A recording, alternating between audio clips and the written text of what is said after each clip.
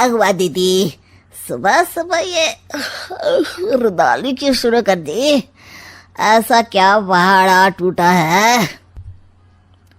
अरे तेरे धर्मराज ससुर ने तिजोरी की चाबी बहू को दे दी है।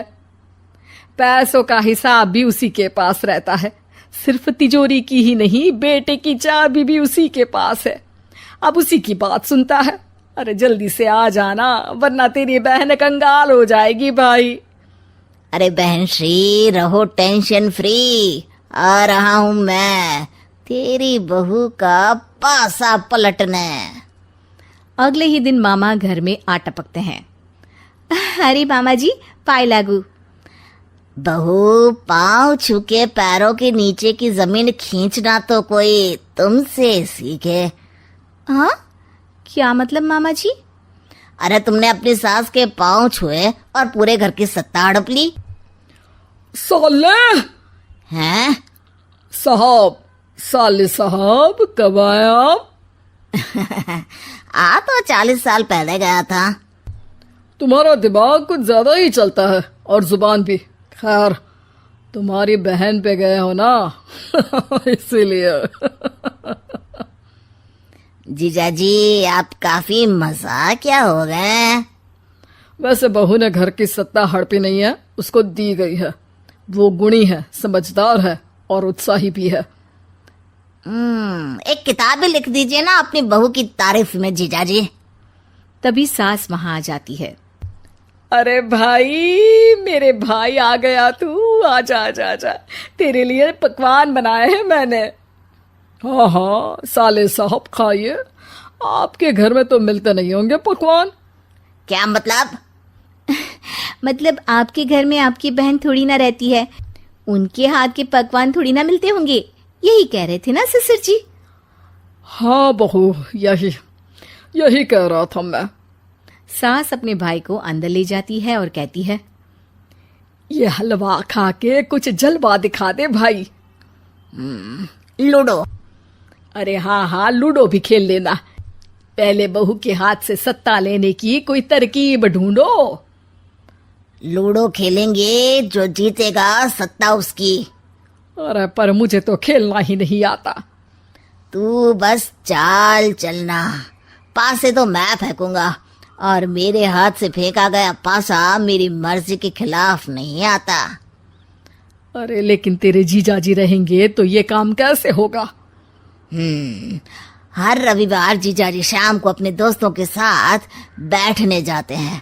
वहाँ उनकी महफिल जमेगी और यहाँ बहू के महफिल उजड़ जाएगी।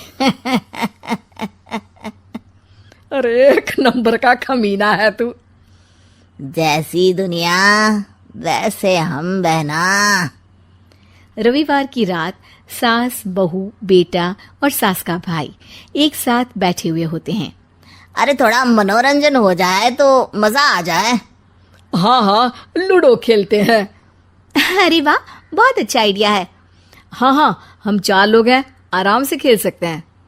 लूडो एक ऐसा खेल है जो खेलने से ज्यादा देखने में मजा आता है। तो भांजे तुम और हम बस देखेंगे। यानी सास और बहू में होगा मुकाबला। आ जाओ, देखते हैं किसमें कितना है दम। खेल होता है शुरू। पहली बाजी बहू जीत जाती है। क्यों सासू माँ, कैसी रही? अरे एक ही खेल जीती है, इतना घमंड ना कर। खेली तो तुम बहुत अच्छा हो बहू, लेकिन ऐसे फीके फीके खेलने में मजा नहीं आ रहा। कुछ दांव पे ना लगे तो क्या मतलब? ठीक है, आप जो कहेंगे मैं दांव पर लगा दूंगी। वादा करो, खेल छोड़ के भागना मत। अरे हाँ मामा जी, पक्की बात। क्योंकि मेरी बहना कच्ची खिलाड़ी है, तो उसकी तरफ से पास से मैं फेंकूंगा। बुढ़ापे में तो वैसे भी हाथ कांप रहे हैं, पास ही क्या फेंकेंगी सासू माँ। बहू को पता नहीं था कि मामा के फेंके पासे हमेशा सही बैठते हैं। वो बस पहली बाजी जीत के खुद को चैंपियन समझ रही थी। अगर मैं हार गई तो बहू को अपने पुराने गहने दे दूंगी और अगर बहू हार गई तो तिजोरी की चाबी और घर के पैसों के हिसाब की जिम्मेदारी वापस मेरे हाथ में दे देगी। हाँ हाँ, मंजूर है मुझे। अरे रुको तो, थोड़ा सोच समझ के। अरे सोच लिया और समझ भी लिया। दूसरी बाजी शुरू होती है। मामा के फेंके एक भी पासे उनकी मर्जी के खिलाफ नहीं जाते। बहू को पसीना आ जाता है, पर सास को टक्कर नहीं दे पाती। आखिरी गोटी के घर में जाने के लिए सास को 1 नंबर चाहिए, जबकि बहू एक बार भी घर में नहीं पहुंची है। अरे क्यों बहू, अब कैसी रही? ये गोटी अंदर जाएगी और तिजोरी की चाबी बाहर आएगी। मैंने बोला था तुमसे कि मामा से पंगा मत लो। मुझे क्या पता था कि ये मामा नहीं, मामा शकुनी है। मामा पासा फेंकता है और सास जीत जाती है और घर की सत्ता वापस सास के हाथ में आ जाती है। बहू रोने लगती है। इतने में ही वहां ससुर जी आ जाते हैं। अरे रो क्यों रही हो बहू? क्योंकि मामा ने मुझे मामू बना दिया।